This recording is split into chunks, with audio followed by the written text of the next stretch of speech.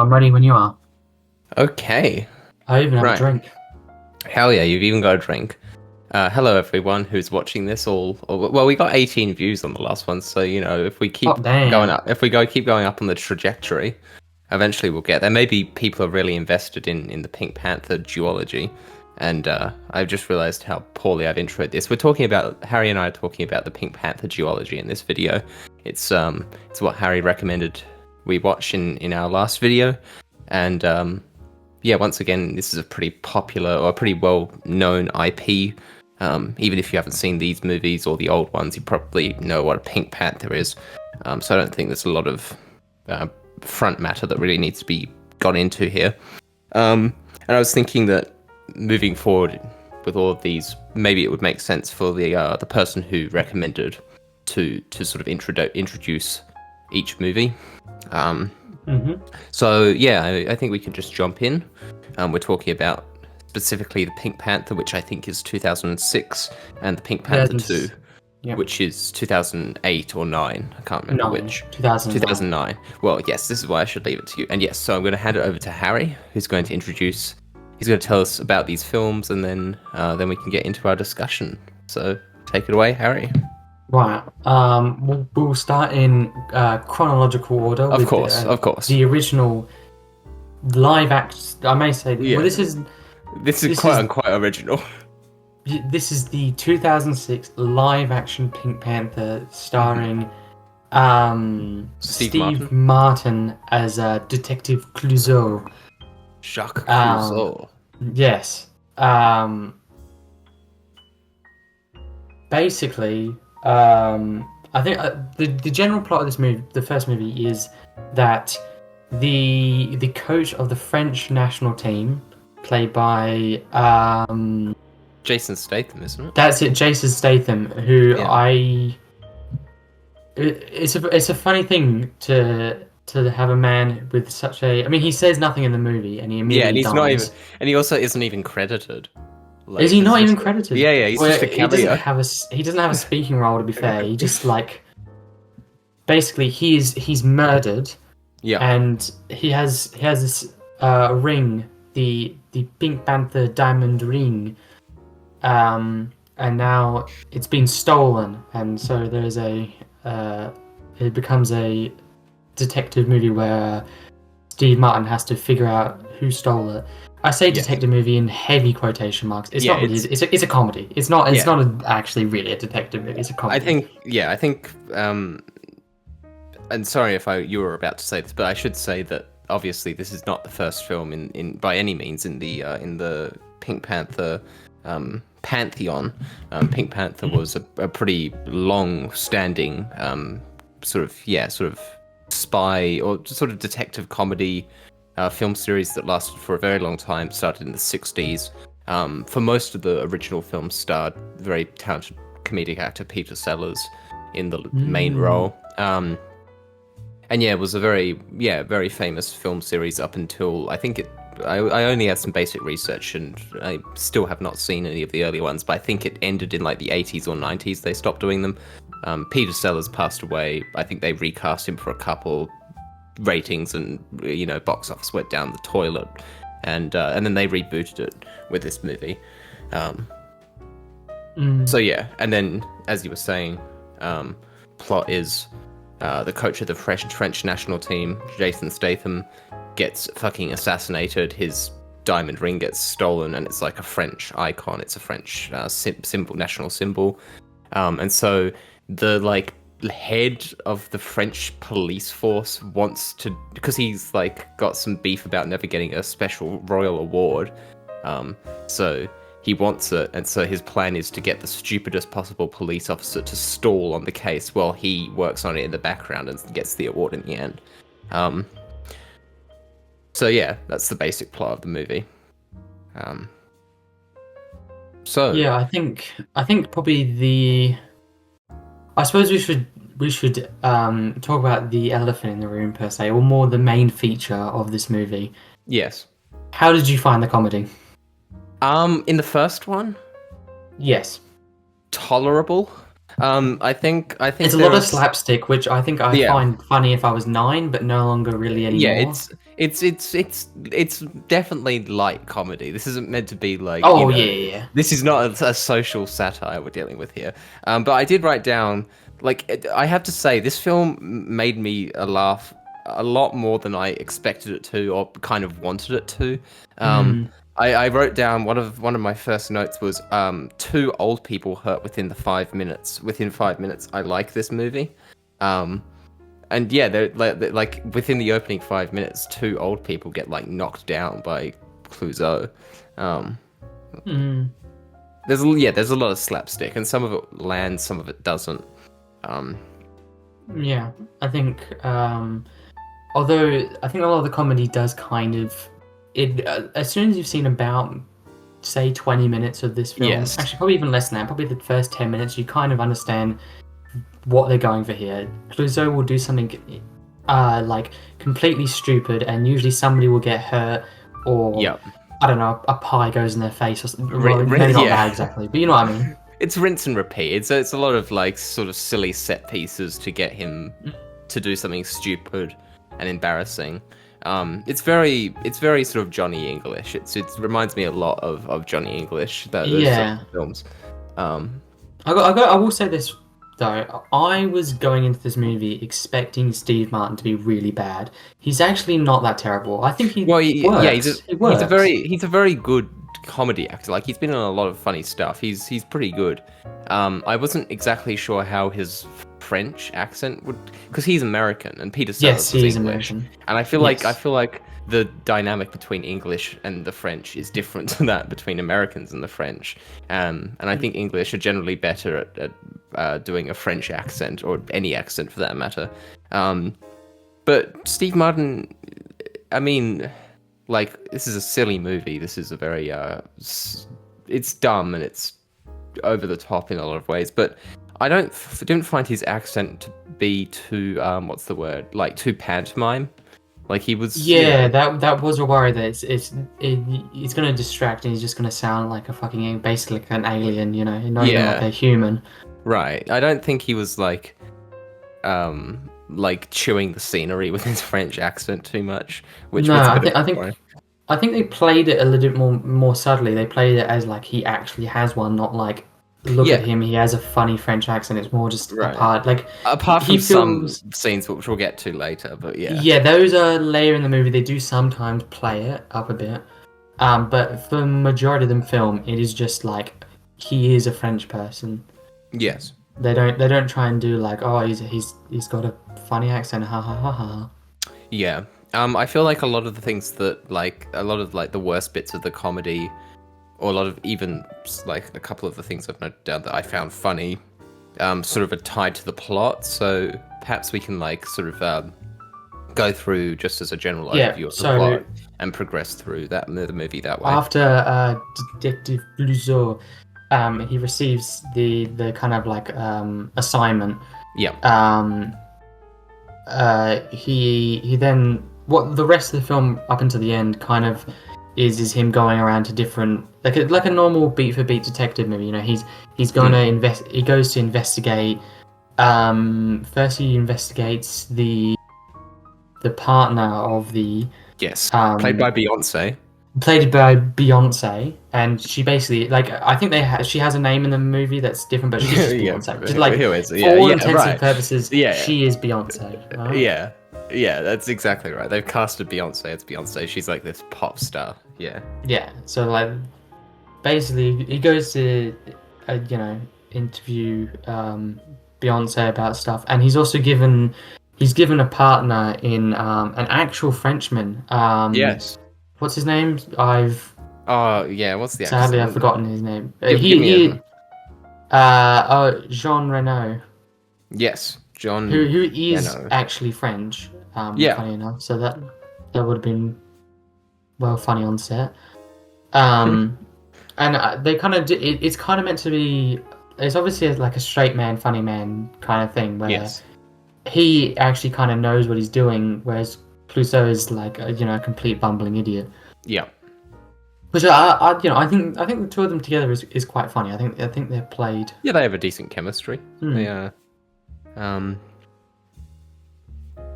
yeah, they have a decent chemistry. And then like I'm trying to remember the other main important cast member that gets introduced sort of early in the film is the sort of ditzy Yes. office office Nicole, I think lady is her name. Nicole Yeah. Nicole. Yeah. Um, Oh yeah. Played by Emily Mortimer, who I think I've seen in other stuff. Yeah, I She's been, recognize her face. yeah, she's been in lots of stuff anyway. Um, Mhm.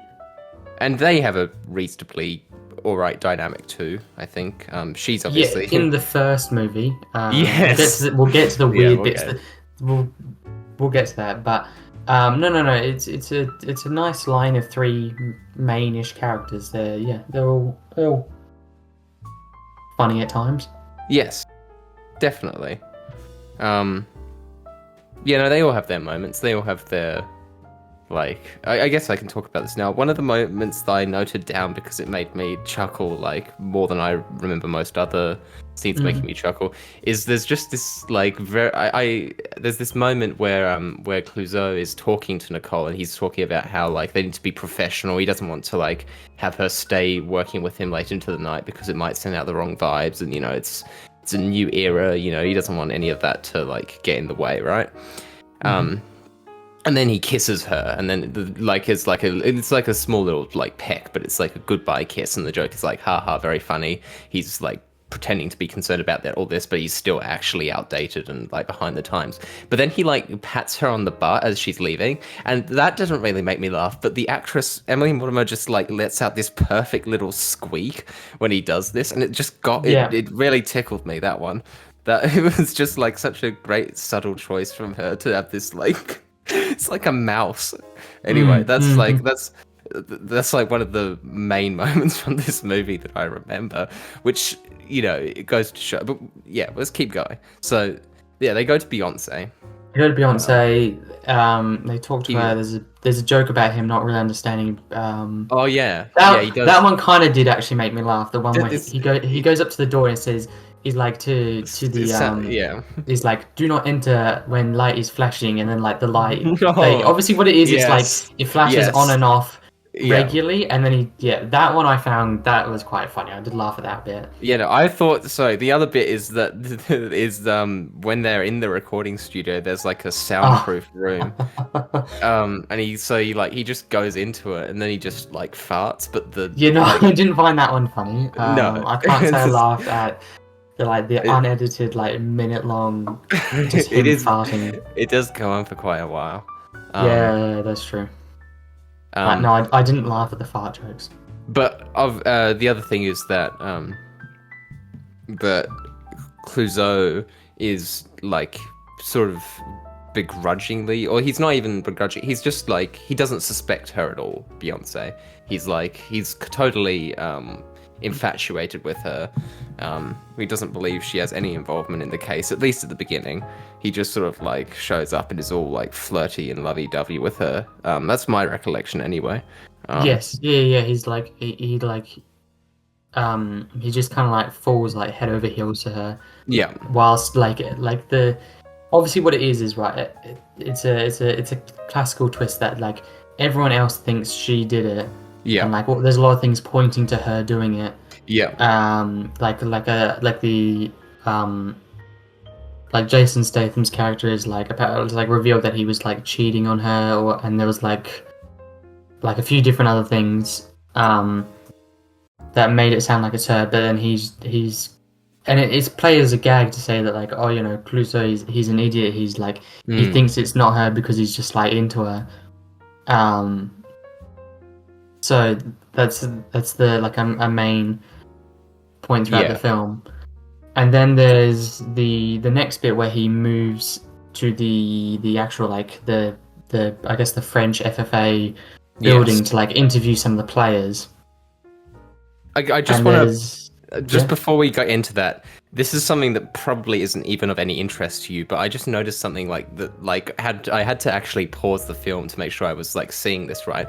In the scene where he's driving into the French Football Federation, he like parks his little smart car next to this very exotic supercar, right? Yeah. And I don't know where they got this or why they got this, but it's like this. It's called a spiker, and it's like this like very low production Dutch supercar. Like they didn't. Really? They could have just rented like a Ferrari and it would have conveyed the same point. But they got this extremely like rare, bespoke Dutch supercar, and so I had to like pause and be like, what? Why did they do that? Anyway, that was a very bizarre Yeah, moment. that's Um, I didn't even know that, but yes. now that Any- I do, like, now that I am remembering, that card did stick out in terms of like, oh, mm, I've never seen that before, and yeah. as in it didn't look like a typical. Well, I mean, it still looked like a. It looked like a It looks supercar, a but supercar, yeah. but it's like a slightly different, but one. Yes. Anyway, Yeah, it's a weird one, but he goes to the French training ground, or I guess yeah, it's their training ground to like talk to like the assistant coach mm, who they also suspect because like apparently he didn't like the head coach and like yeah, obviously there's the thing of like oh if he kills him he has something to gain. yeah, And then there's also like one of the star players apparently really didn't like the coach, and he's also suspected. yeah, But it is at this point, and I think it's best if I spoil the ending. Not that yeah. anyone gives a shit, but it's at this point we're introduced to the actual killer, who isn't Mm, revealed till the end. That yes, being Yuri, the trainer who trains. yes. Um, Yeah, what's his job again? I believe he's the trainer who trains. Ah, okay. I did wonder that. Sorry, thanks for clearing that out. Anyway, yes, continue. Um, which I mean, I was never expecting this film to have. I don't know. This is one I think will be interesting. See if we agree or disagree on this. I was never expecting this film to have a crazy, amazing mystery. Right? That's not the No. point of this film. It's no way. But it's something that happens. It's both in this film and in the sequel where they throw a lot of red herrings, and obviously that will happen in every. That's kind of a thing of. That's a staple of Yes. mysteries or detective films or crime related stuff. Is you have a bunch of people who, the suspects. But in both of these films, I think it's nigh impossible to figure out. Like it's not possible to figure out who it is because the whole thing is that Clouseau's an idiot, but it's like he's a weird genius where he's Yeah. able to figure things out because he's a complete and utter. Mm, He's like so like left of center. So I understand why the actual perpetrator is meant to be someone you're never meant to get. But I think it's kind of a shame that they didn't make it even slightly able for you to work out the Yeah. mystery yourself. Um, I don't know. That's just me I personally. think I think like for the first film in particular, I definitely agree. I think that and I do think it was an intentional choice so that like the final reveal can be a sort of like comedic callback to this scene. Where like Yuri the trainer who trains just shows up and like Clouseau is like talking to what's his partner's name again? Ponton, is it? Ponton, yes. Yeah, that's Ponton. it. He's got like a very he's- French. Yes, he's talking to Ponton and he's like trying to predict who the person walking in will be, and he's like predicting it's going to be like this beautiful French young attractive lady, and then it turns out to be this like middle-aged trainer in like a tracksuit. He's sweaty, and then you get the callback to it at the end where like it's revealed that that random like comedy character is the killer, ha ha ha, and I think that's an intentional choice. But I agree that like a good mystery should leave like enough clues that the audience can sort of gather it, and I think that in this case there's like not much hope of that at all. I think very on purpose there's little chance that you could, unless you just randomly guess it, you know what I mean? Yeah. I mean, I think I know it's primarily a comedy film, but I think for a film that is still has a large part of its plot is centered around a Yes. mystery and something that Clouseau needs to figure out. I Yes. think it's a little bit of a shame and a little bit of I think an undersight for them to just kind of play it off as a complete random person that you'd never understand. I'm not saying this needs to be the greatest film of all Right. time in terms of mysteries, and you have to really have to think hard to figure out what happened. But like I think it's just too many. They played it as too many red herrings, Yeah, and so there's just kind of there's the mystery element is really only it's one way, as in there's a mystery for Clouseau to figure out, but the audience cannot really figure out the mystery themselves, which yeah. I think I think that's a personal taste kind of Well, I argument think where it I depends on what do. you personally like. I do think that this is a problem that a lot of comedy, like sort of, what's the word, like spoof movies fall into, where it's like you have this thing where it's like, and it's like take a really good spoof movie like Shaun of the Dead, right? Like the reason that Shaun of the Dead is so good is not just because it's really funny. It's also because it understands the genre that it's parodying. It has some respect for the genre it's parodying. It wants to it uses the base plate of a good zombie sort of thriller in order to play up certain elements in order to be in order to have some fun with it, right?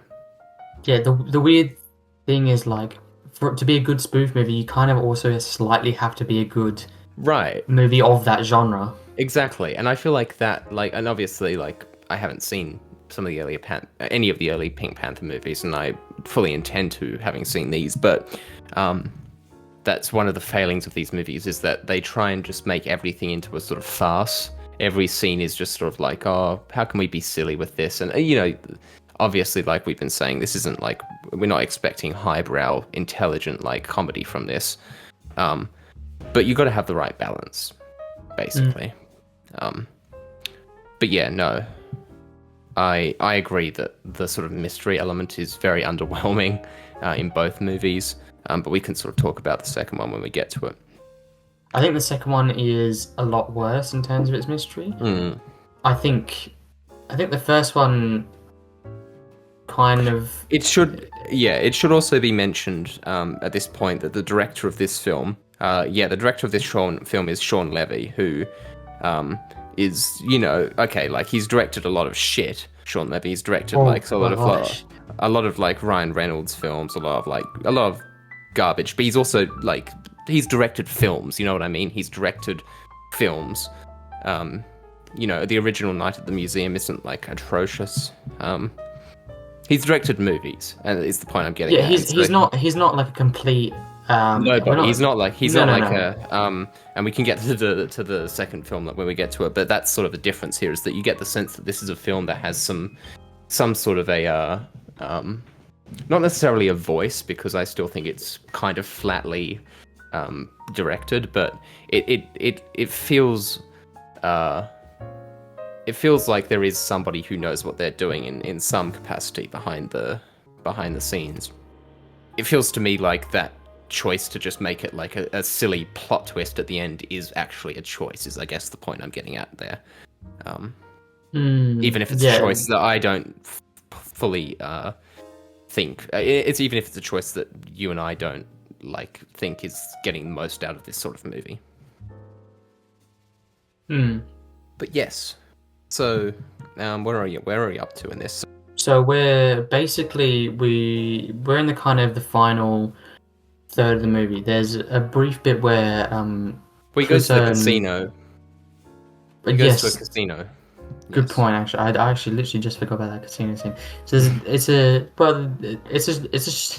it is a movie of a lot of short scenes instead of. I feel like they're set pieces. They're set pieces. Yeah, they're set pieces, which it's not a bad thing. It's not necessarily great. It's just how you play it as a director. So he goes to a casino. That is, the casino was. I can't remember exactly the link. I think it's it's a little bit confusing because it doesn't fully make sense. But I'm reading. From what I understand, I'm reading. Verbatim. I'm reading from Wikipedia here the summary, and it just says while gathering information at a casino. So I don't think that from memory it's the French national coach Gluant. That's it. Gluant. He's linked. There's a money thing derived. Basically he's got money links to this casino, and obviously they're thinking, did the casino owner kill him to steal the Pink Panther diamond. It ends up not being at all true, and then there's just It's kind of complete, like, it's not just a red herring in that, like, it's like he's not the killer. It's just got nothing to do with it. it has at all. absolutely nothing to do. The only there's that Zilch. only yeah. Yeah. So basically, he more slapstick comedy this time involving him getting a bunch of pots stuck on his Yeah, hands, that's right. and then he runs into James Bond. He he runs runs into into James Brown. Well, I mean, he's not called. yeah, he's called Nigel Boswell. Brilliant. He's like this spy who's also investigating the casino or whatever. Or he's off duty or something. No, Yeah, there's some there's like a I don't remember what they're called. There's some. I remember now. He's like investigating the casino, but like he doesn't want anyone to know he's there. But then he's like, Clouseau, like, you know. Oh no, they find out that they're each men of like law enforcement or whatever. And so Boswell like starts like talking to him. I don't know. Yeah, so he's like, ultimately there's like a scene where a bunch of like, I suppose like a band like of robbers. They like robbers they is the word. Yeah, They hit the casino. Hit the casino, and then Boswell, like he Boswell, like foils their plans like perfectly, like James Bond type, like sort of like like a Roger Moore Bond type thing where he's like using all of these like gadgets and stuff, and then he like, because he's not meant to be seen at the casino, he hands his stuff to Clouseau, who gets the credit for it, which you know, it's a typical sort of like thing of this movie, him getting credit for something that he didn't do, and obviously. You know, his boss, Dreyfus, is furious about this because, like, his whole plan was to make Clouseau stretched out, not get lots of credit. Yeah, so, and then there's a scene I was just about to talk to you about, which is the bit where he goes to New York. Yep. Because he's tracking Beyonce, because they there's like it's like a half and half where Anton, his like assistant, well not assistant, like, you know, second in command kind of thing. Yeah. He thinks it's Beyonce, and then Clouseau's he kind of like half doesn't believe, half is just kind of slightly going along with it. Yeah. Basically they go to New York because they think she's like stolen the Pink Panther and she's gonna like do something with it. Yeah. And then they ultimately would, it doesn't, again, it's kind of this thing of like it doesn't really matter, because it just kind of ends up becoming false, except there is one part of significance in this entire bit. It's the like 2-3 minute long scene of him not being able to pronounce the word hamburger. Yeah, this is sort of what I was like alluding to earlier. So yeah, like basically, they go to New York because like he thinks that she's innocent but knows more than she's letting on, and it's true. Like she's doing something to do with diamonds, or she's getting something done with a professional diamond worker in New York secretly because she feared how it might look. That's later revealed not to be true, but we'll get to that. But basically her excuse is, I feared how it would look. I wouldn't want anyone to, you know, suspect me because, you know, I'm doing this with pink diamonds. After the Pink Panther diamond has been stolen, it would look bad. So they're like, it's all good. And also he does go to her hotel and then like trash it in another sort of thing. But that's there's just also more... that where it's more the usual thing. Because I just remembered, it's because he like loses his Viagra down the sink. Oh yes, that's right. Which is like, you know, that I found classic joke. I found that a little bit like because up until then it's a pretty like family friendly movie. I guess it's like, you know, it's probably like a PG movie. You can get away with that if you don't. Slightly risque. Yeah, it's risque. It's not like, you know, cold blooded murder or anything. But then. No. Well, I mean, there is a murder, but yeah, but it's you know, it's a poison dart. It's not like violent. I suppose that's true. Anyway, yeah, and then he's trying to get through TSA, and like he's got his hands deep in his like sort of French trench coat, and they're like, "What have you got in there, sir?" and he's like, "Oh, I've got a hamburger or whatever." He's like, he can't pronounce the word hamburger. And there's a scene earlier in the film when they arrive in New York and during their montage, where Ponton gives him a hamburger and he gets like addicted to hamburgers, basically. So yeah, he's smuggling hamburgers. Like crack. And then there's this really drawn out, not funny scene where he's just trying to pronounce hamburger in French, in a French accent. It's just really dumb. Like it's just stupid.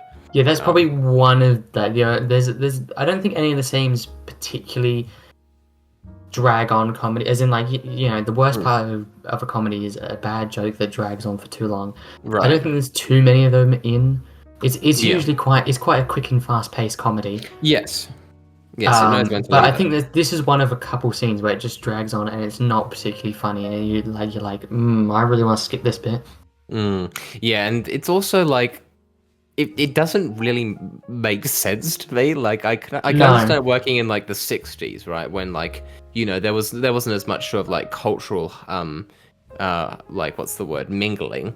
Like you could reasonably believe that an old school French detective wouldn't really know what a hamburger is, but in 2006, like Paris is a modern city.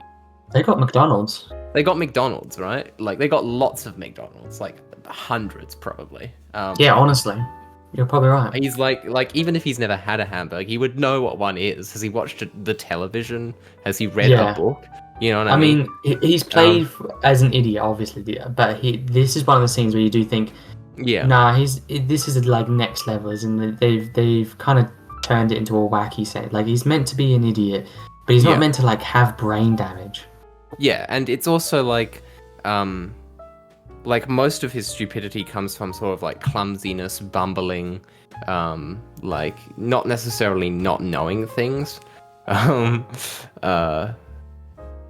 mean, he is pretty stupid in all around, but like it seems like it looks. I feel like it's more like he's just kind of like it's kind of a mix of like he doesn't have a lot of self-awareness and he's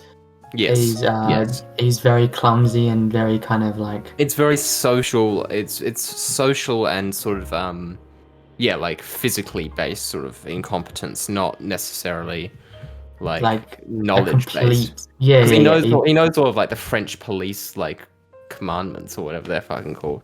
That which comes in later. Laws. And there's also anyway laws, not just laws, but also like I don't know. Anyway, it doesn't matter. Yes, there's speaking of like bits that drag on too long. I also realized that I noted down in my notes this thing he does whenever he enters a room where he's like he's doing this. The weather is very nice today, and then he like goes up to like the curtains and like starts checking that. It's like gets old after like the second time, and it happens like 7 or 8 times in the film. And I feel like speaking of shit that goes on, right? I feel like they do it like once or twice to establish it's something that he routinely does. Like it doesn't make any sense, right?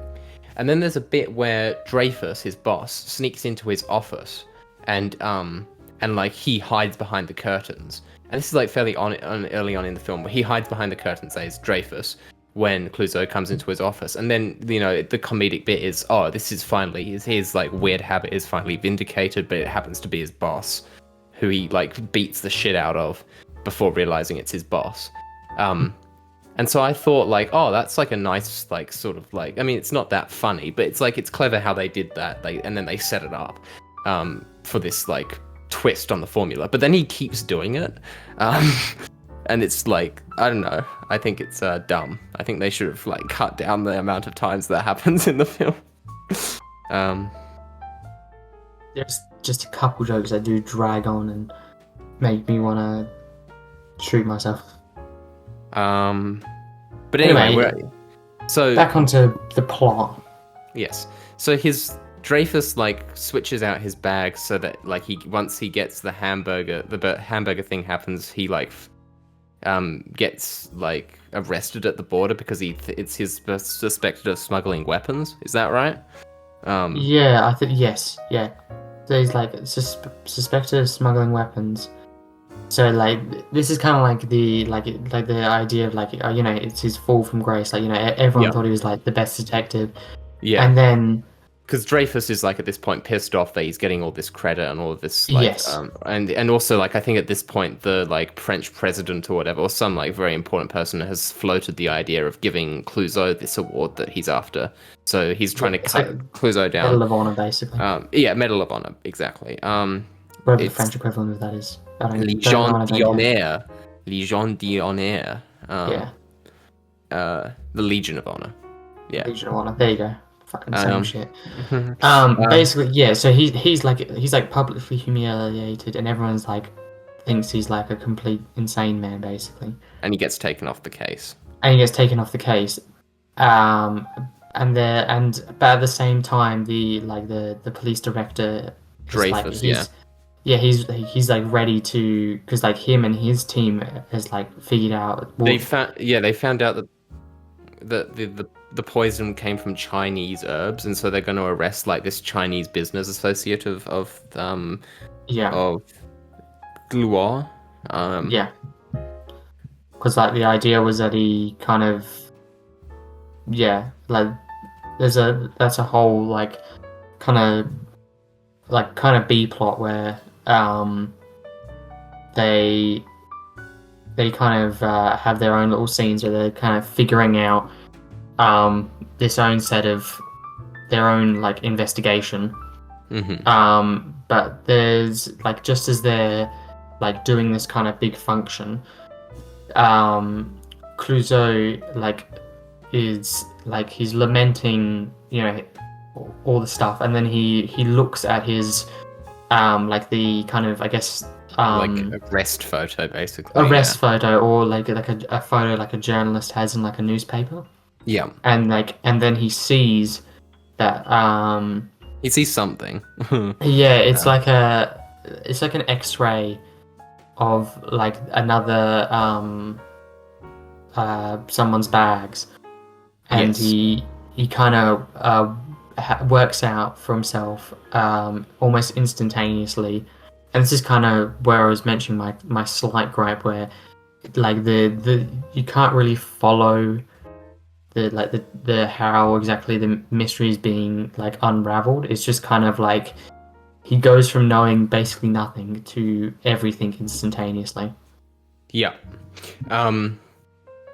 Yeah, so basically, the other thing is that I realized we've forgotten is that when he earlier went to the French Football Federation, he met with like a high up player in the French national team who also had beef with Gluon, to do with Beyonce, because they were sort of in a love triangle of sorts. And like he's one of the prime suspects, but then the player is murdered in the changing room, and his like last words are to the killer. He says, "Oh, it's you," who his girlfriend overhears, and so when Clouseau hears this, he decides to round up everyone with the surname Yu.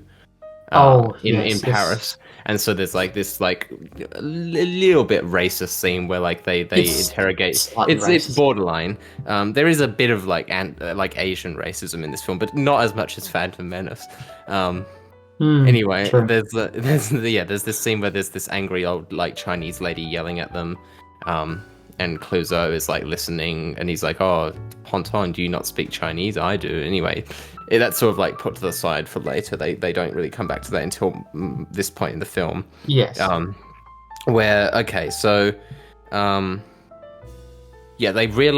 realizes also that the person who killed Luan and the player Bizou are the same person. Yes. Because he realizes this based on the fact that hang on, I need to refresh on this. Yeah, this it's like I said, this is kind of the point of like it's very convoluted, and it's not really well explained. I mean, I'm not expecting them to kind of just like immediately tell me everything instantaneously, but it is at parts a little hard to follow the mystery. Yeah, so the first part of the mystery is that the Beyonce did take the diamond but didn't kill Gluon. She's not the killer, but she took the diamond as a memento, and then obviously realized that this... Oh, well, no, sorry, she didn't take the diamond. The diamond was given to her just before Gluon died, in the sort of celebration of the So this is another thing. The start of the film, when Gluon is assassinated, is like a semi-final World Cup match between France and China. Oh yeah, Um, I mean, it's very we unrealistic. Yeah, I noted that down. That's a little bit strange, but anyway, um, yeah, and so she gets the diamond ring, and then obviously, like, and again, she's like sort of worried that this will like look a bit sus, so she hides the diamond in this little bag, which Clouseau notices in the X-ray scanner, in his arrest photograph, and then it's sort of like falls together in this way where like yeah, so he goes to this presidential ball, and stops the assassination of Beyonce, who would have been the next target. Because he's figured out that, yeah, Yuri, the trainer who trains, was the killer. And it's sort of like not really very well explained how he figured it out.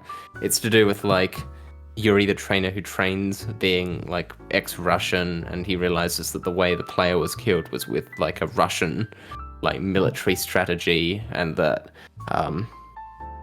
he had mandated like knowledge in his training for the French team of like Chinese herbs. It doesn't really make any sense. No, At all. Yeah, like I said, it's the kind of the reason for everything's happening is slightly poorly, like yeah, it's not explained particularly well, which is kind of my big gripe about it. Like for being a mystery, the mystery isn't particularly well done.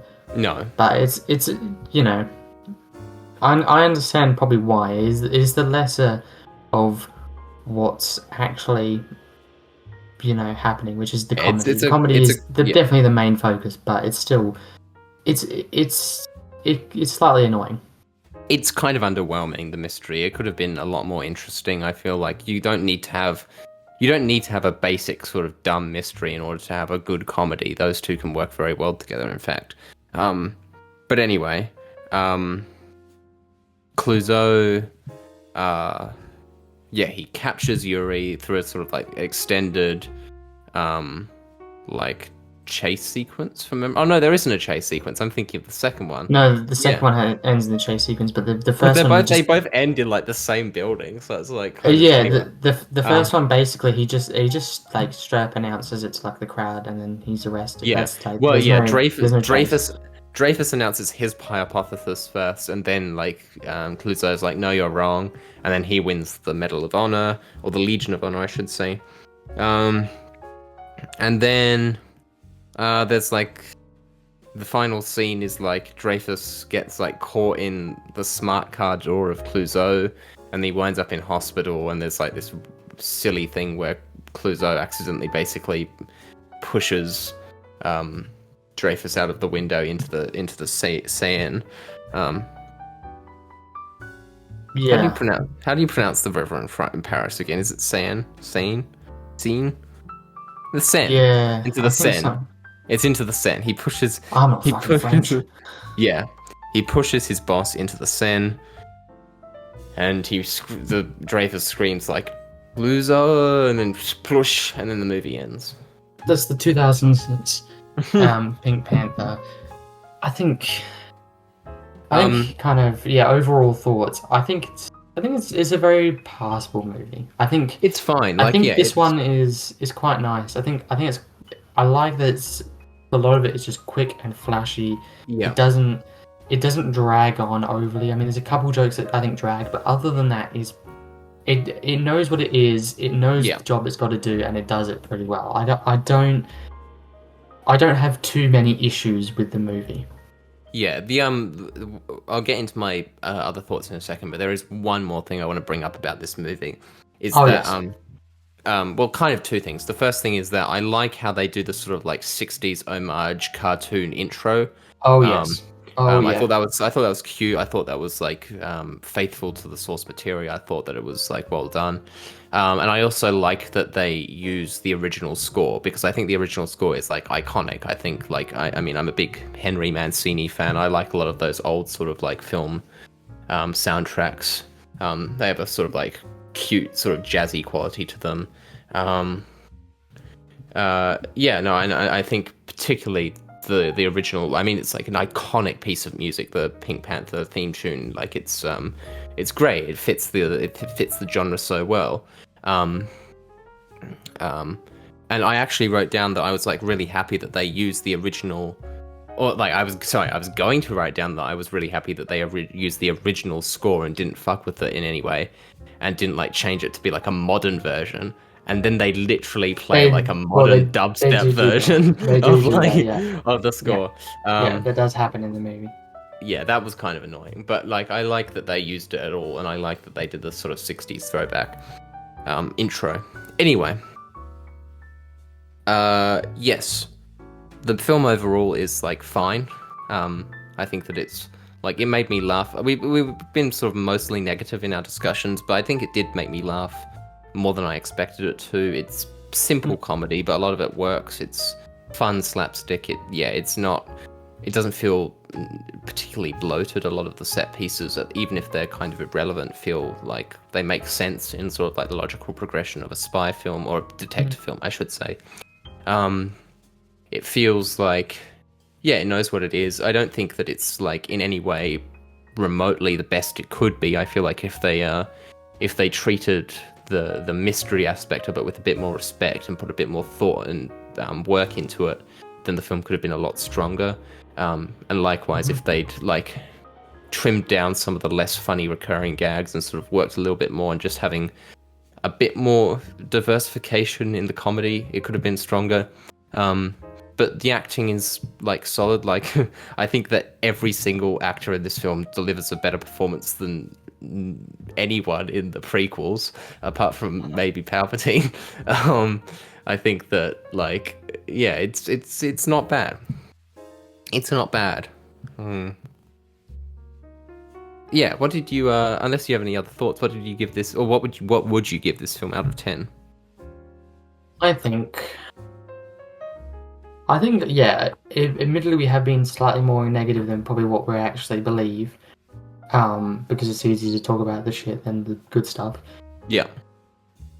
But I do actually think this is quite a fun movie. I would give it a 6 out of 10. I think just above a pass. I think, and I mean that in the best way possible. I kind of mean that like it does. I'm not saying it blows me out the water, but it does everything it kind of needs to do, and it's funny enough that I think it's above a pass. I think it's a 6. Yeah. 6 I think it's fair.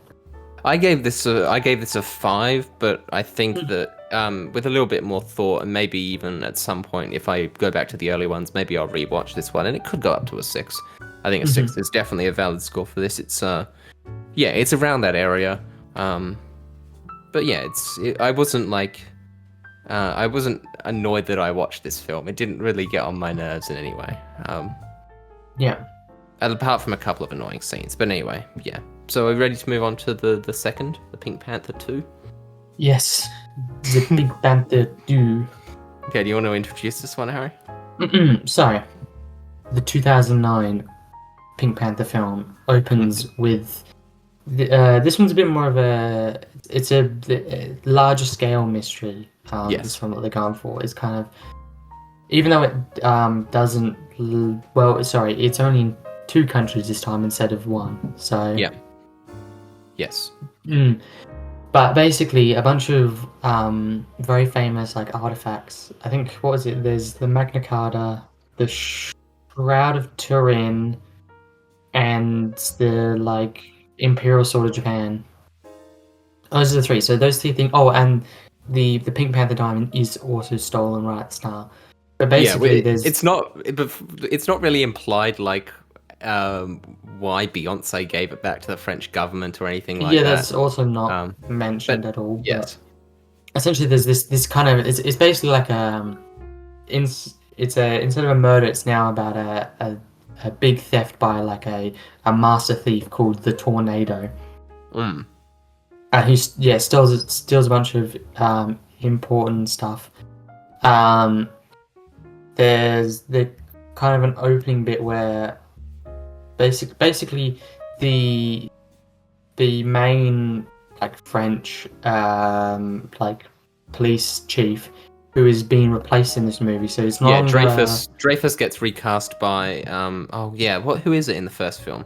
Trying to think of who it is in the first film. In the second film, though, it is John Cleese. John Cleese, who I admit I like John Cleese more than whoever the first guy was, but that's kind of just because it's John Cleese, not necessarily because I think the other Yeah. guy was terrible. He was Yeah, very, he was very good. He was fun. I just it was Kevin John Kline who's Cleese. That is been it, in. Kevin Kline. Yeah. It's just that John Cleese is just Like no, he's incredibly excellent. fun. Like He's even just in this excellent. film, he's like great. Like he's just so funny. Um I also think he's a little bit more of a better comedy actor than the other guy. I think the other guy kind of um, played it a bit normal, as in like he was just playing as a normal actor, mm, whereas John Cleese actually plays it as a comedy actor. There's a yeah. sense of just the way he even though he's not given like necessarily a super funny lines, that's not really the point of his character, but he even the lines that he's given, he delivers with like a sense of comedy to it. He says them in Yeah. kind of slightly funny ways. And admittedly, he has a funny accent. He did his normal speaking voice is kind of just objectively hilarious. Yeah, But he's I so think good. Like, it's a good recast because I think he's just a bit more better of a comedy actor. yeah, no, he's pretty great. But he's wonderful. Yeah. So basically, there's a bit of like back and forth between him and Clouseau because basically they what they wanted to do is they wanted to send him off to Japan where the last like theft had taken place to help join this like dream team, which I'll get into a bit more in a second. Oh, sorry, I just realized I made a mistake. The Pink Panther diamond hasn't been stolen yet. They're worried that it No, will be. yeah, but it basically gets done almost instant. Like it's in the first Yeah, act, but not even like, act, yeah, sorry, like no, first few it's scenes. Like yeah. it's But basically yeah, instantaneous. They might as well just basically, open with it.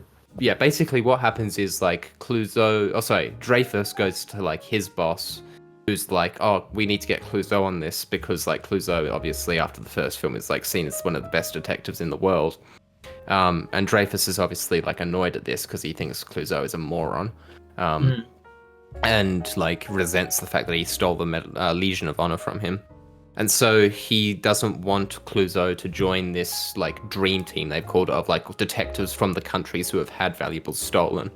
But it takes some convincing, and so Clouseau gets taken off of this parking duty like thing that he's been put on by Dreyfus, and gets like he goes off to, well, he's going to go to Japan. But like he's like going the whole time he's going, oh, I don't think this is a good idea. You know, as soon as I leave France, the Pink Panther diamond will be stolen. And then he like he doesn't actually even leave France. He just steps into the airport and across the banner that says you are now leaving France. And then the news hits. Yeah, which that was kind of funny. Yeah, it was like, you know, it was predictable, but it was like, you know, okay, I get it. Yeah, funny. And so, yeah, they go to where the Pink Panther was and he meets the rest of the team.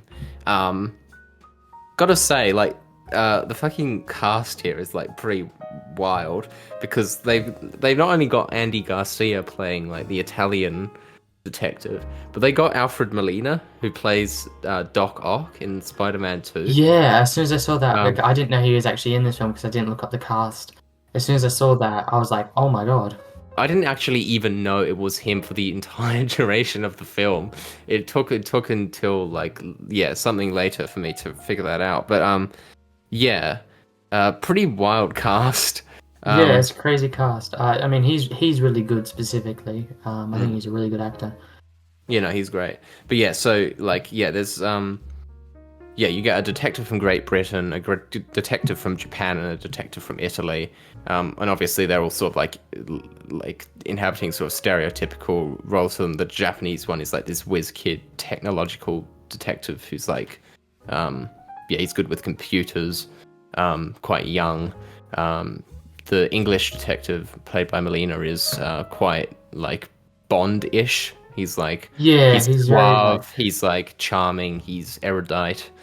And then there's the sort of like playboy Italian detective, played by Andy Garcia.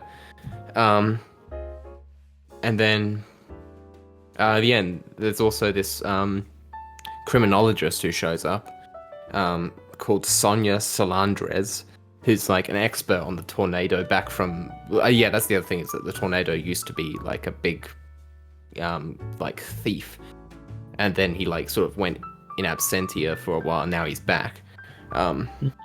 That's sort of like, yeah, how the film starts, is that they're this sort of like dream team of detectives and then a criminologist are sort of put together by the various governments to track down the tornado. Yeah. So they're like investigating the crime scene of the actual Pink Panther diamond being stolen. Yeah. And like they have like a piece of glass that has like a fingerprint on it, and they're like, this solves the case, job over, guys. And then like Clouseau starts picking up all the other shards of glass and putting his fingerprint on them and says, oh, these all have fingerprints, and he puts them in the bag and he's like, you don't need this one, and throws it away. Yeah. Basically there's a very running thing of like all these detectives are actually like proper like smart Good at their detectives job. who are very good, and Clouseau is a complete and utter moron. Yeah. Which I think slightly in this film, I think it's it kind of slightly grates, as in Oh my god, yeah. in the normal one. I think this is because Clouseau is like, other than Ponton, who's kind of meant to be the straight man funny man dynamic, so that one works. But because in that film all he's doing is like herding a bunch of just random cyclists and old women, I don't care.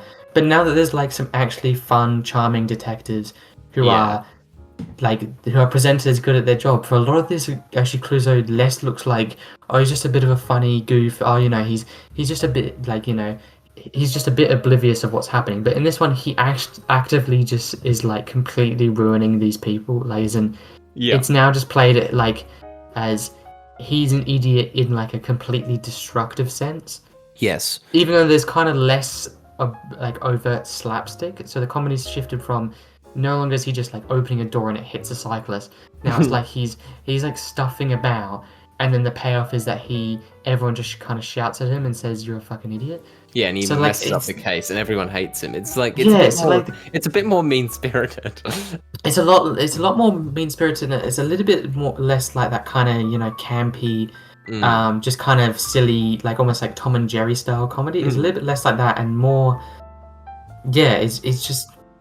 Point and laugh at Clouseau. Yeah, it's more point and laugh at Clouseau / like you almost feel slightly bad for these other detectives. Yeah, it's also like it kind of like, it's a thing called Flanderization, where you have a character who like becomes increasingly more and more like a parody of themselves, right?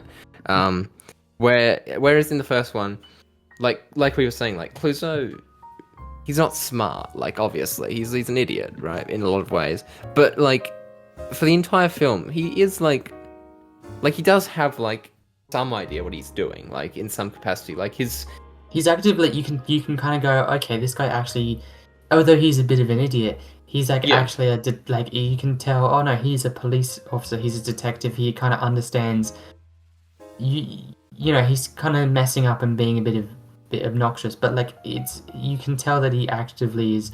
He's attempting to do stuff and he's trying to actually help the case, and he actually cares about solving it. But in this one, he's just fucking about and just fucking with everyone else, basically. There's not really any major points in the first one where he like actively inhibits the case. You know what I mean? He's just sort of like true. He's bumbling and he like messes things up, but he's like not.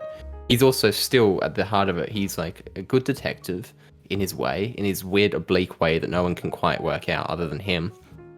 He's got like a unique angle that no one else can quite interpret, and that's like a fun like thing. And then at the end of the film, he actually like has solved the case, and he was like working towards it. Like a lot of his hypotheses were right. Like he was right in assuming that Beyonce knew them more than she was letting on. So like, there's never any like you don't feel a sense of like him actively making the case go backwards. But then in this one, in literally the first scene where he arrives on the crime scene, he already like fucks everything up. He's admittedly like it's actually like ridiculous.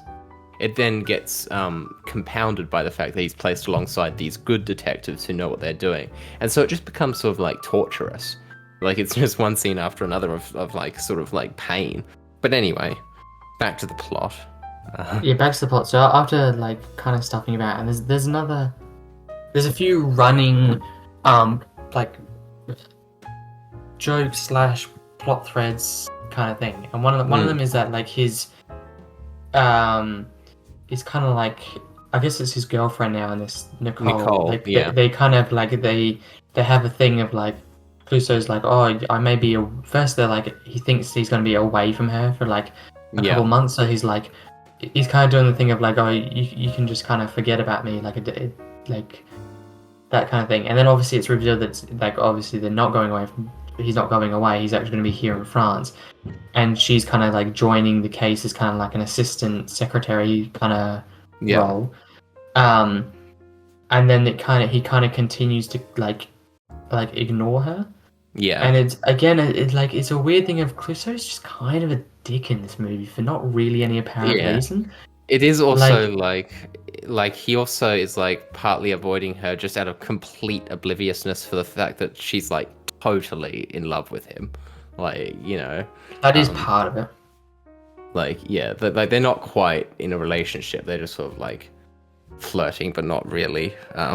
It's sort of a weird dynamic they've got at the start. But yeah, there's a lot of like misunderstanding. It's a film that has in its romance plot. There's a misunderstanding plot going on. I think it's like again, it's an alright part. There's like kind of like sort of like a romance between the Italian detective Yes. and her.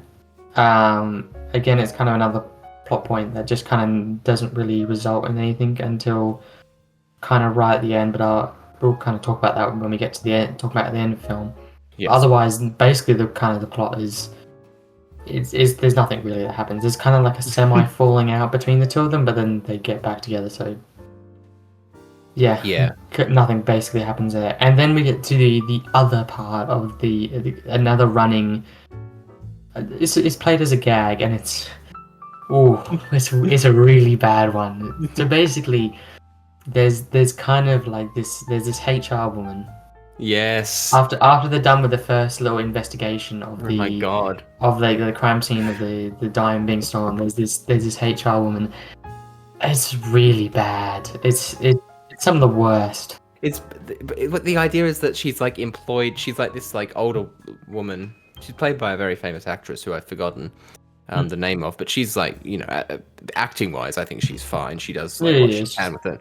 Does what she needs to. But like the idea is that because it's like a very like it's a case with international facing media attention. There's going to be a lot of media, so they need to make sure that the detectives have some media training. They know that they're not going to slip up or say anything stupid or like inhibit the case by being essentially politically incorrect. So they hire this like PR woman. And so, like, whenever Clouseau says something out of sorts, he gets like a talking to, and we go into this like scene where they just like run through stereotypes, and like they use Clouseau being sort of old-fashioned as a way to basically just like, for example, right? There's a scene where like the Japanese detective works something out, and so Clouseau, what does he says like, oh, well done, my little yellow friend.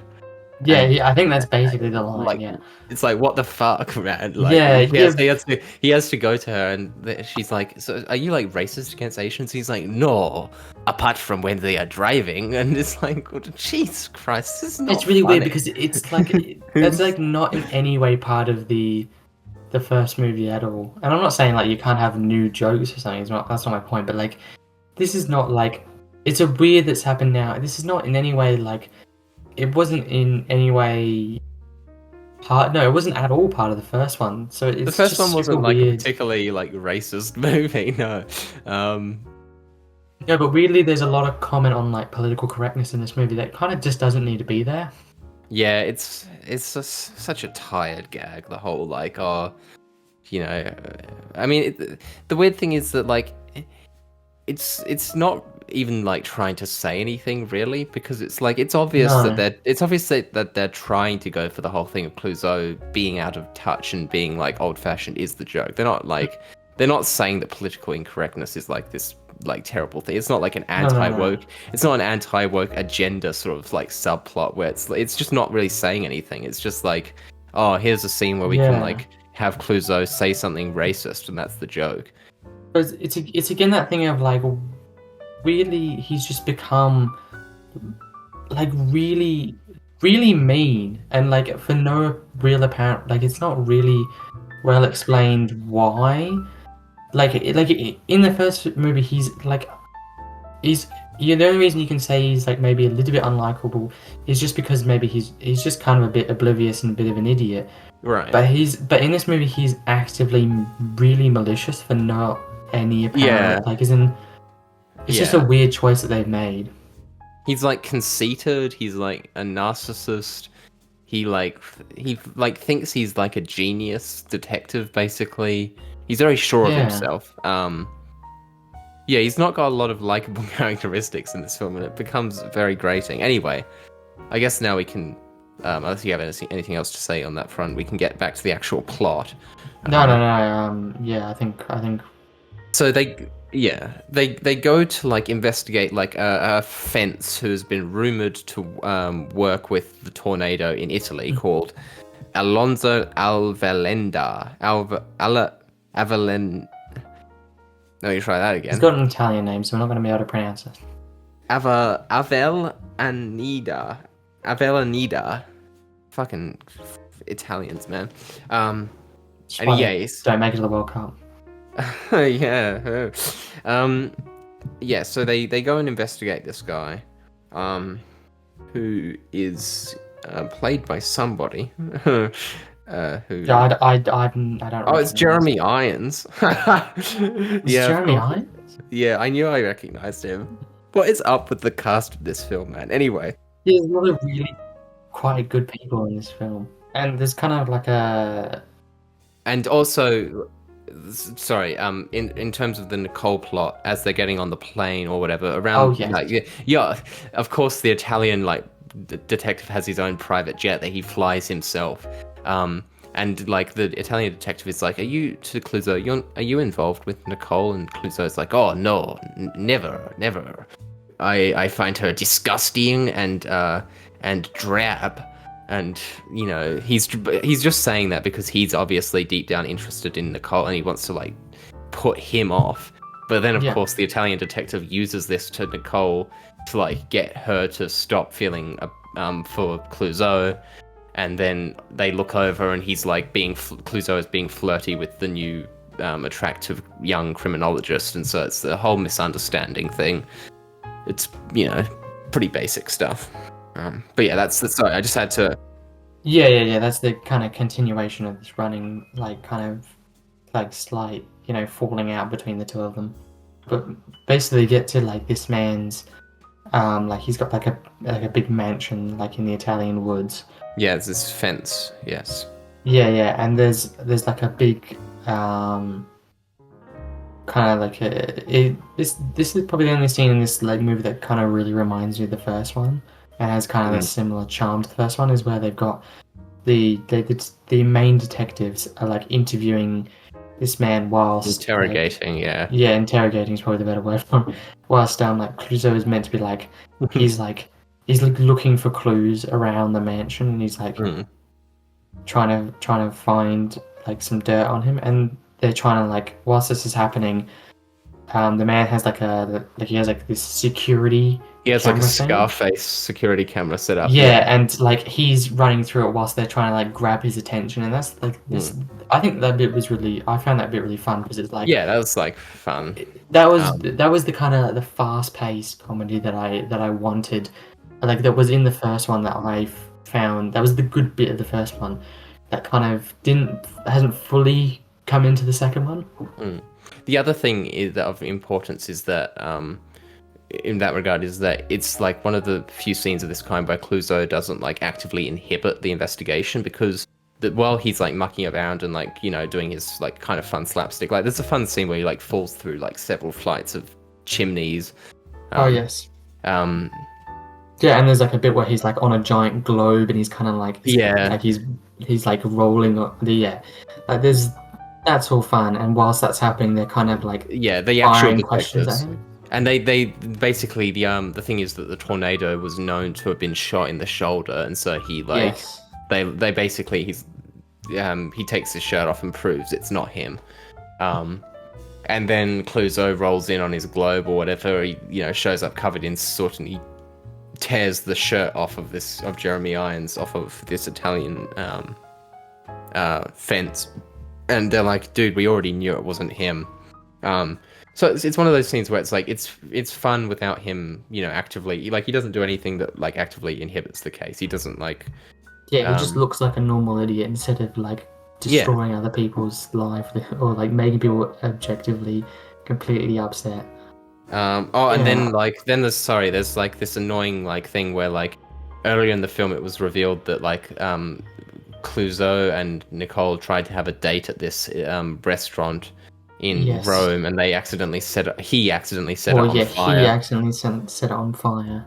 And so then they find out that this restaurant is having like a grand reopening, and that this fence is going there, and so they want to like investigate and see, because Clouseau still suspects that like he knows something. He's like, oh, I can sense the tornado in that house, even if it's not him. And so they're spying on him, who he's going out for like some romantic date, and at the same time they notice Nicole and the Italian detective go into the restaurant for like a date as well. And so Clouseau's like, oh, we've got a Ponton, whose Ponton is with him in this like for this, we got to switch the bug so that I can hear what Nicole is saying. And Ponton, for whatever reason, is like he just sort of goes along with it. He doesn't stop him at all. And so Clouseau sneaks into the restaurant pretending to be like a dancer and like fucks everything up. He sets the restaurant on fire again. Why like a cake on fire, which it's the exact same it's the exact same like way he does it in like a flashback. So nicely done, mate. Oh, and then the Pope's ring gets stolen. Yeah, so there's like this thing of whilst they're in Rome, the Pope's ring is stolen. That's kind of like a public outcry thing as well as part of it. And then obviously they go to the Pope to kind of like interview him and try and work out what's happened and how if they can get any clues from it. Yeah. And then there's this is one of those scenes that I think it just drags on so long. God, yeah. It's the same joke about 3 times. He does the same joke about 3 times, I think. But basically Clouseau walks in there, says a bunch of like I don't remember like what he says, but like he tries to accuse the Pope of stealing the ring.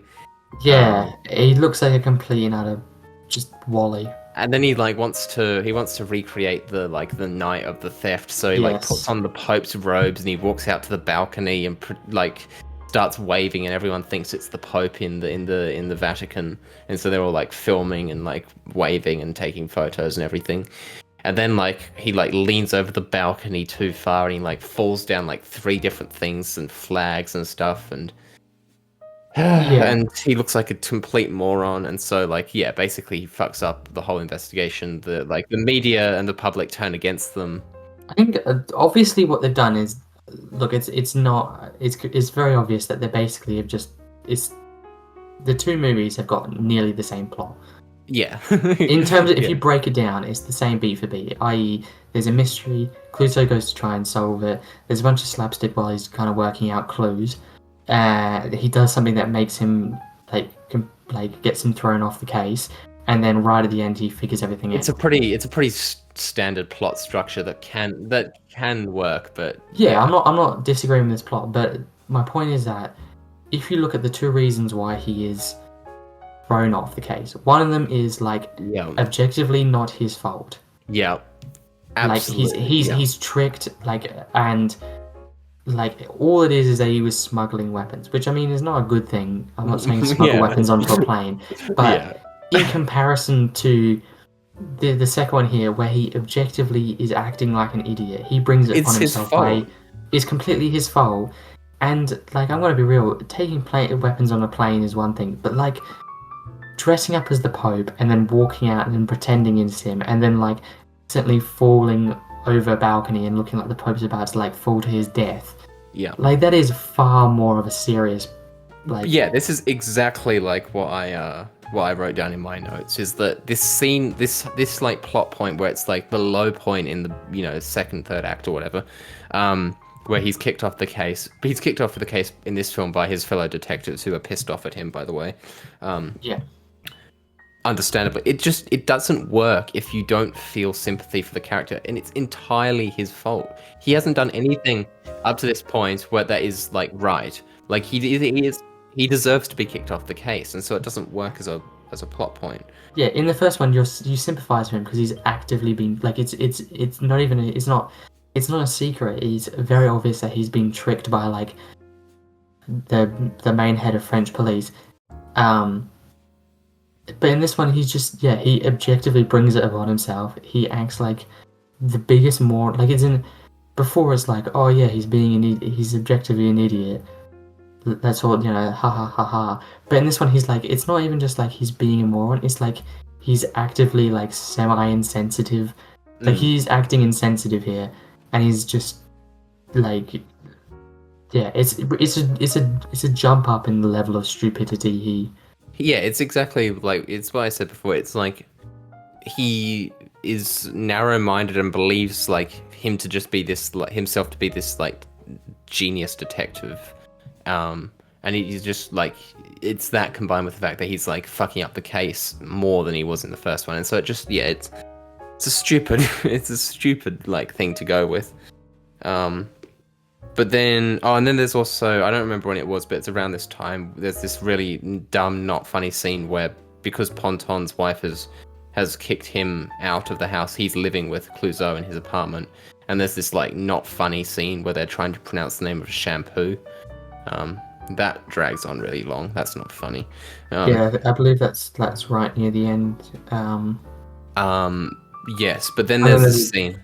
Do slapstick scenes where, I mean, they're also past slapstick scenes with like Ponton is like his children like idolize Clouseau, but there's like a whole scene of them like basically they're fighting each other, and that's another thing that kind of like gets him in trouble is because there's like the media like sees him like dangling children over the balcony like Michael Jackson, yeah. So like that's another part, and that's all just but that's whatever. That is the kind of bits I guess I slightly enjoyed from this film. Yeah. Oh, and also it's important to know for later on that Clouseau has been given a replica of the Pink Panther diamond, and that he shows it off to the kids early in the film. He shows it. But yes, so I guess like the main next point is that like it's then believed that the case has been solved because they find out that it's this They supposedly find out, that the tornado is this guy who's killed himself and written a suicide letter who has, and he's confessed to it, and it's a DNA match with the earlier stuff from before this movie takes place, the earlier tornado thefts, and he also has all of the stolen goods. So it's a pretty like open and shut case. Yeah, everyone's satisfied. This guy is the tornado for all intents and purposes. Like that's not within doubt. It's a DNA open and shut. And so, but Clouseau, who gets invited, even though he's off the case, he gets invited along as like a showing of good faith by the other detectives. When they're like addressing the media, Clouseau is like, I don't actually think it was him. And everyone just thinks he's a moron. And so the rest of the dream team gets a party thrown for them in France, and Clouseau isn't invited, understandably. Yeah. Understandably, because he's been an idiot, complete madman. In the same way of the first one, he kind of right at the end, like figures it all out. Do you want to explain how this one gets found out, or should I? I don't mind. You're free to if you've got something to say about it. Not really. Well, I mean, we can talk about the mystery itself in a second, but basically, it gets found out that the young female criminologist who was like an expert on the tornado, Clouseau, like when he's wandering around outside the party, even though he's not allowed in, notices that her license plate matches an earlier license plate that he recorded in Paris from long before she was meant to be there, right? And then he calls Ponton. and like tells Dreyfus, he tells John Cleese that she is the real thief, and that he explains that she was also an ex-lover of the Tornado. She was romantically involved with him, so she has very in-depth knowledge of his methods. And yeah, she wanted to use the high-profile, because yeah, that's the other thing, is that all of the artifacts get found again apart from the Pink Panther diamond. And so like his theory is that she wants the Pink Panther diamond, and so she uses like the rest of them basically as like a distraction, so that when the rest of them get found, no one is that concerned about the Pink Panther anymore. And so Clouseau tells all of this to John Cleese, after sneaking into the party, and Cleese like brushes him off. He's like, you're an idiot, Clouseau. He goes back to the table and starts telling the rest of them this. And then they all start sort of like theorizing about like, well, actually that kind of makes like sense, ha ha ha, okay, that's funny, you got me, ha ha, yeah, I can see where he's coming from. And then they're just sort of like out of interest, they're just sort of like, well, Sonia, open your bag, just show us that you haven't got the Pink Panther in there. Yeah, it's Nicole who like insists upon it. And then there's like that's when like the final kind of chase scene happens where because she just flips this criminologist. She like, just like instantaneously. She's like, well, okay, I guess I'm caught. She pulls out a gun. Yeah.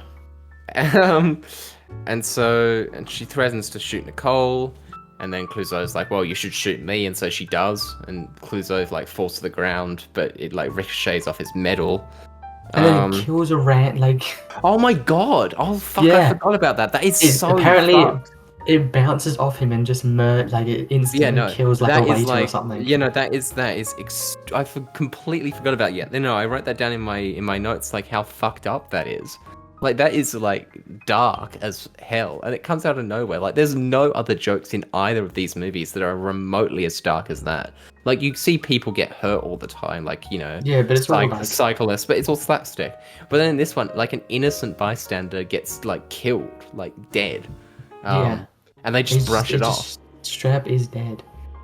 So that's like sort of like comedic whiplash, because like it's not necessarily an unfunny like joke, but it just does not work with the tone of either of these movies that they've been going for. It's so bizarre. It's very dark, very black, that piece of comedy, and then nothing else is like it for the rest of the film, the admittedly short amount of time. And then there's like a whole chase scene where like the dream team look like a bunch of idiots, but Clouseau sort of doesn't. He manages to keep up with her. And then she like is cornered, so she threatens to shoot the diamond, and Clouseau's like, whatever. And so she does. And everyone like is annoyed at him, for doing that. Until he reveals that like he has swapped out before the diamond got stolen, he swapped out his replica for the real one, and so he has the real one. And that also like assisted in part of his thing, is that like he realized that an expert on gems would have been able to tell that it was a fake, basically. Yeah, and that's how he kind of like figures out that she was the... Yeah, that's part of his theory. Yeah. And that's kind of that, isn't it? That's basically it wrapped up. And then there's an epilogue where Clouseau marries Nicole. Yes. And that sort of like gets messed up, but yeah, that's basically the movie. So yeah, I guess. You said before that there's no way of really being able to work out the mystery in either of these films, and while I would agree that there's no way of being able to work out the specifics of this mystery, I also feel like it's weirdly, not weirdly, it's just like it's kind of predictable that this character ends up being the thief all along. I feel like the way that she's introduced and portrayed. Yeah. Like you're not given, it's kind of a weird sort of thing of limbo, where it's like it seems to me quite obvious and a predictable twist that she's using her charms to like skirt around that fact. But at the same time, the movie does not give you any clues at all to suspect that she would be, even that to work out her plan, I should say. It's another not great mystery. I think it's a worse mystery than the first one, even. No, they neither are the greatest mysteries of all time. Let's No. be real. But yeah, I feel like this movie's a lot more boring. It's a lot. It's There's a lot of got scenes a that very different tone and not an yeah, improvement. there's a lot of scenes that drag. That it's Yeah. formulaic and kind of like derivative. It's I don't really care about any of the characters because they're not particularly interesting. Um, yeah, it's not great. But it's still not terrible. Like it's not No, abysmal. I wouldn't call this I wouldn't call this a bad movie, just a boring movie. I wouldn't even say it's like significantly worse than the first one. It's just No, worse. no. It's just plainly is, yeah. It's just a weaker installment in this series. I can see why it was like much less of a success. It was essentially a box office bomb. Yeah. It was directed by a guy, Harold Zwart, who has never directed really anything in his life. I've never heard of him. Yeah, no one has. He directed that really terrible Karate Kid 2010 film. Oh, well, that's brilliant. That's an amazing sign of quality. Yeah, no, not a great really good cast though, like incredible cast. Yeah, better cast than the original, but worse director. Shows what a bad director can do, I suppose. It's definitely underutilized cast. It's not very well. I mean, who wrote it? Yeah, Steve Martin had some involvement, but then it's a bunch of people.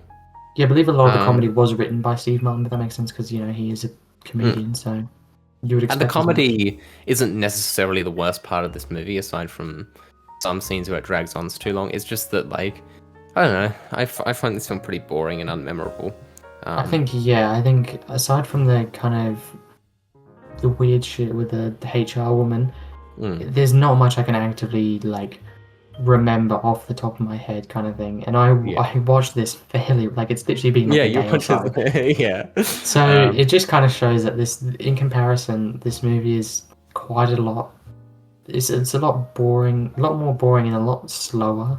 Yeah. So there were definitely parts where I thought, "Oh God, please, can we end this scene? I want to move." Like as in it dragged at points, which is not great for a comedy to not do that. I feel like, for me personally, I like comedies to be a lot more quicker than this was. As in, I like it a lot more sharper, a lot more faster paced, which was good in the original because the original stuck to that. But this one, it didn't do that.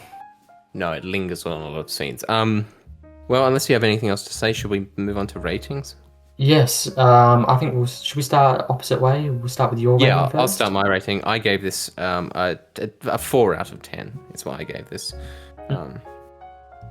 I think just because my personal comedy taste, I gave it just a little bit lower at a 3 because again, like I said, I don't really like comedies that drag too much. Yeah. So I thought this was quite a poor performance in comparison to the other one. Yeah, I can definitely see that. Okay, well I guess that's the Duology covered then. That is the Pink Panther Duology. God rest its soul. Well, it may get another reboot eventually. I think there's been talk of that, sort of. I don't know. Interesting. But anyway, I guess it's time for my recommendation for next episode. Yes, your recommendation. Which I've been hyping up in our own discussions for a while now. Okay. Yeah, so I'm very interested. I just need to quickly look something up, but basically, I want your opinion on something for this. Hit me. So. Don't actually. Yeah. Basically, what I want to do is I want next episode to be next episode to be a special. I want us to cover. Are you prepared for this? Oh God, I'm scared, but yes. No. I want us to cover the Wallace and Gromit universe. I want us to cover that, right? But what I want your opinion on, right, is that you have the 4 shorts in that series, all about half an hour long. Yep. Should we add on the 2 films as well, which are together about... How long are they? So they're about an hour and a half each. They're about half an hour each. Oh, sorry, yeah, an hour and gotcha. Well, so that's half an hour. That's an hour and a half. It's about 5 hours together. It's about 5 hours, so that's less than the less than the prequels. Less than the prequels, so I'm on board. Your game? So Yes. Okay. So Well, 3 then shorts, just 2 for the record, movies. what we are watching for next episode then is A Grand Day Out, The Wrong Trousers, A Close Shave, A Matter of Loaf and Death, and then the 2 feature films, The Curse of the Were-Rabbit and Vengeance Most Foul. Now, I've seen... I don't know about you. How much Wallace and Gromit have you seen? I've actually not seen a lot. I've seen, of what I've seen, right? I've seen the whole Curse of the Brer Rabbit. I've seen the whole thing. Yeah, And I've then seen I that. saw that, I don't know what it is though. I don't actually know what it is, but the one where they go on the ship, the rocket ship to Moon. Yeah, I can't... I don't know if that's like an episode or that's even something Yeah, it would be one smaller. of the it would be one of the episodes. I don't even, I think yeah, I feel like that could be just like an episode of the actual TV show. So I think that's all I've seen of the Wallace and Gromit. Oh, it's all been glorious, but I just haven't seen a yeah, lot no, of it. that's you've seen A Grand Day Out. I've seen A Close Shave definitely. But I don't know if I've seen anything else. So I've seen Were Rabbit and Close Shave, and you've seen Were Rabbit and Grand Day Out. So we're going to be, Right, so we're basically even. yeah. I love Wallace and Gromit. I don't know about you. I'm a big fan. Yeah. And I thought I'd switch I'm things gonna up. buy some Wensleydale. I thought I'd switch things up. We've started with 2, not like We necessarily. weren't expecting them to be mind blowing. Exactly. Put it that way. So I thought I'd switch things up with a nice change of pace, and give us a nice reprieve. And yeah, so that's what we've got to watch for next episode. Okay. Amazing. Awesome. Beautiful. Nice. Okay, well, I guess we can sign off now. Thank you for watching, anybody who has, and I'm going to stop the recording now. So yeah, cool.